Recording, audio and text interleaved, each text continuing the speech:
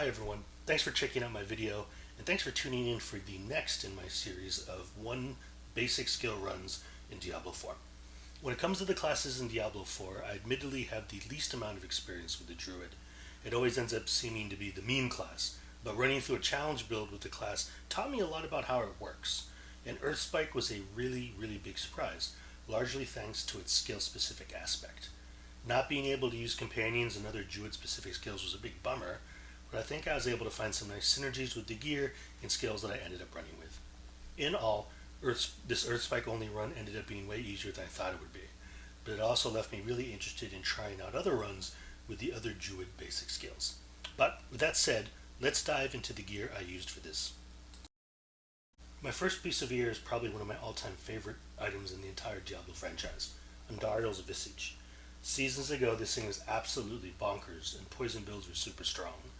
But after a few seasons of nerfs, it's no longer as useful in terms of the meta, but for my specific build, it was absolutely essential. All that attack speed meant I was shooting out more Earth Spikes, and with that more chances to proc the item's Poison Nova. And all my other gear essentially guaranteed it was happening with almost every single attack. I could have probably opted to use a different piece for my chest armor, and this is kind of a throwaway choice, but it's hard to say no to the +1 rank to all passives that you get from the Shroud of False Death.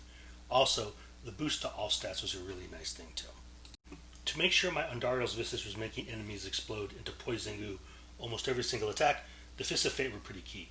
I had a double Masterwork critical on Lucky Hit Chance to help boost my chance for that Poison Nova, while my Lucky Hit Chance to proc Vulnerable was also a key element of my overall build. Using T-Bow's Will was an overall lazy choice for my pants, I totally admit that, but I just wanted something with some okay armor, a boost to all stats, and a nice amount of max life. So T-Bow's Will it was. I usually wouldn't pick something like Yen's Blessings as a boot choice, but one of the few challenges that I did run into with this build was elemental resistances. It was always hard to keep it up, especially as I went up into Torment 4. Resistances were always an issue. So using Yen's gave me a nice 33% flat boost to all my resistances, as well as more stats and more movement speed, which didn't hurt. The Shard of Veritiel is pretty important for these kinds of basic skill runs, namely because of the big damage boost from the aspect.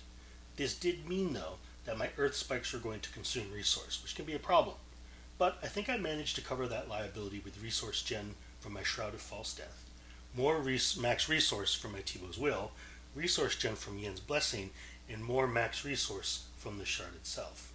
More basic attack speed was also nice from the aspect, and it meant I could be shooting out more Earth Spikes in a shorter amount of time, which means more damage. Continuing the trend of me stacking on even more resource, my focus benefited from a greater affix for max resource, and a Lucky Hit Chance affix to restore primary resource. I also threw in a few tempers for a chance for Earth Spike to cast twice, and another one for additional Earth damage. But the real star of the show is the item's aspect, Seismic Shift, which essentially turns the normally boring Earth Spike into a game-changing, spammable skill that basically just melts everything. Even with a not-so-great roll on the aspect, I was still destroying groups of enemies before they could even get close to me. While the aspect and the core skill ranks were useless to me from a Ring of Starless Skies, the extra attack speed, critical strike chance, and lucky hit chance made this a really important part of my build. I've mentioned before that in runs like this, rings end up being kind of this weird item category, and that they can only receive 2 types of tempers, offensive and resource. Since I'm using literally no resource in this kind of run, I actually never bothered to add that second temper.